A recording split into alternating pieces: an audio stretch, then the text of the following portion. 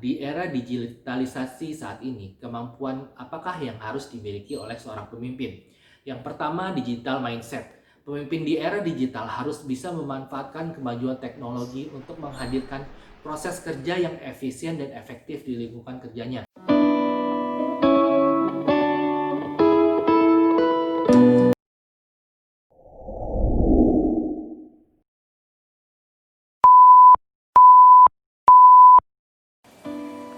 Assalamualaikum warahmatullahi wabarakatuh.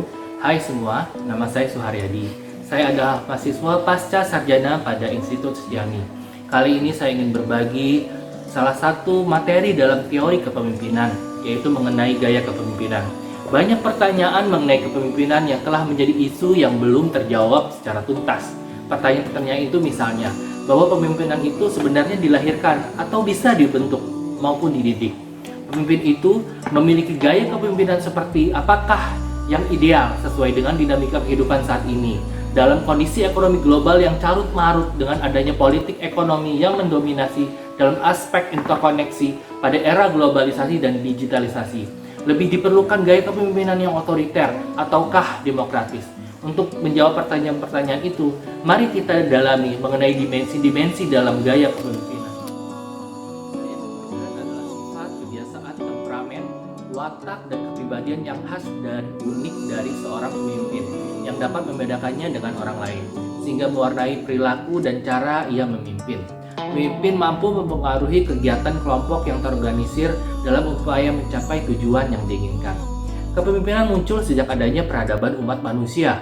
Dalam teori genetis menyatakan, pemimpin itu tidak dapat direkayasa, melainkan muncul karena bakat yang luar biasa yang dibawa sejak lahir.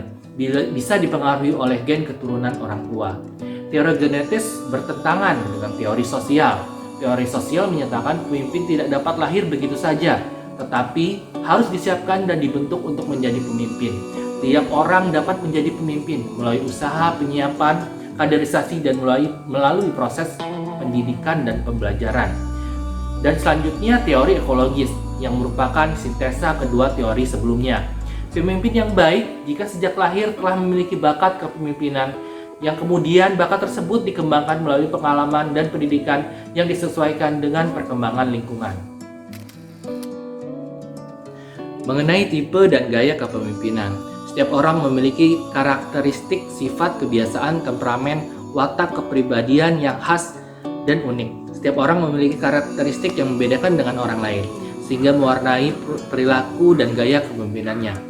Kepemimpinan demokratis adalah kepemimpinan yang dapat mewadahi semua kepentingan orang yang dipimpin, sehingga mereka merasa keinginannya dapat terwadahi oleh pemimpinnya. Kepemimpinan karismatik adalah kepemimpinan yang disegani karena ketokohannya, perilakunya, sehingga dapat memberikan perintah dan contoh kepada orang yang dipimpinnya. Kepemimpinan otoriter adalah pemimpin yang menginginkan semua keinginan dan perintahnya harus dipenuhi, tanpa harus memahami kepentingan orang yang dipimpin. Tipe kepemimpinan dan gaya kepemimpinan selanjutnya adalah kepemimpinan militer. Kepemimpinan militer adalah pemimpin yang dapat memerintah bawahannya dan orang tersebut wajib melaksanakan perintah atasannya berdasarkan azas komando. Kepemimpinan selanjutnya adalah kepemimpinan paternalistik. Adalah pemimpin yang tumbuh karena kemampuan memberi contoh dan teladan bagi orang dalam organisasi tersebut. Kemudian kepemimpinan birokratis. Kepemimpinan yang terbentuk karena hierarki kepangkatan dan jabatan dalam suatu organisasi, di mana pangkat yang lebih tinggi dapat memerintah pangkat yang berada di bawahnya. Pendapat lain mengenai gaya kepemimpinan antara lain, yang pertama ada autocratic leader. Seorang pemimpin yang autokratik menganggap bahwa semua kewajiban untuk mengambil keputusan, untuk menjalankan tindakan, mengarahkan, memberi motivasi dan menguasai bawahannya terpusat di tangannya. Ya, kemudian ada participative leader. Apabila seorang pemimpin yang menggunakan gaya partisipasi, ia menjalankan kepemimpinan dengan konsultasi, yang mendelegasikan wewenangnya untuk membuat keputusan akhir dan untuk memberikan pengarahan tertentu kepada bawahannya. Tetapi ia mencari berbagai pendapat dan pemikiran dari bawahannya mengenai keputusan yang diambil. Kemudian selanjutnya the free rein leader. Dalam gaya kepemimpinan free rein, pemimpin mendelegasikan wewenang untuk mengambil keputusan pada bawahannya secara dengan tidak lengkap.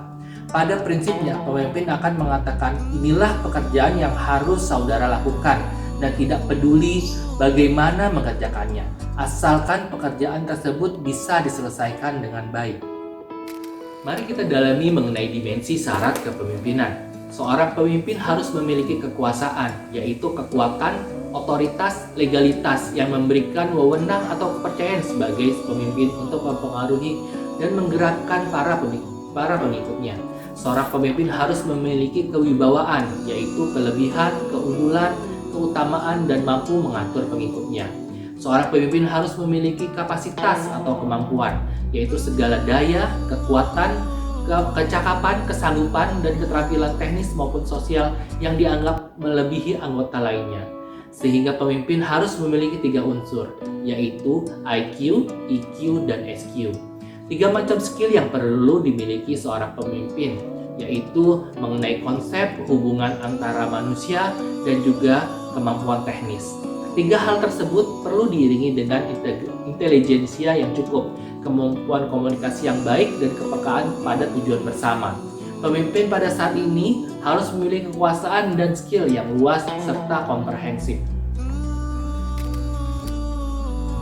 Sedangkan di era digitalisasi saat ini, kemampuan apakah yang harus dimiliki oleh seorang pemimpin? Yang pertama, digital mindset.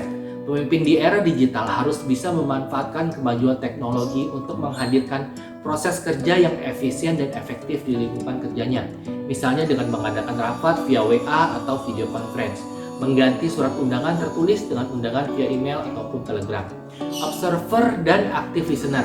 Pemimpin di era digital harus menjadi observer dan pendengar aktif yang baik bagi anggotanya. Kemudian agile, yaitu pemimpin yang agile dapat digambarkan sebagai pemimpin yang cerdas melihat peluang, cepat dalam beradaptasi, dan lincah dalam memfasilitasi perubahan. Kemudian inklusif, pemimpin yang inklusif diharapkan dapat menghargai setiap pemikiran yang ada dan menggunakannya untuk mencapai tujuan organisasi. Kemudian yang terakhir adalah brave to be different. Pemimpin harus berani berbeda, baik dari cara berpikir, kebijakan, maupun penampilannya.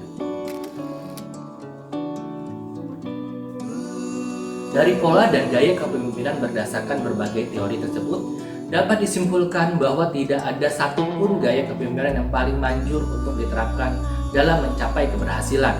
Yang ada dalam dunia nyata adalah kombinasi dari sejumlah gaya kepemimpinan dan diwujudkan dalam suatu bentuk harmonisasi.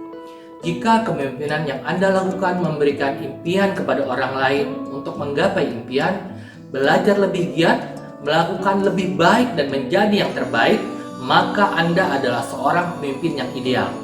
Terima kasih sudah menyimak. Jangan lupa like dan subscribe-nya. Wassalamualaikum warahmatullahi wabarakatuh.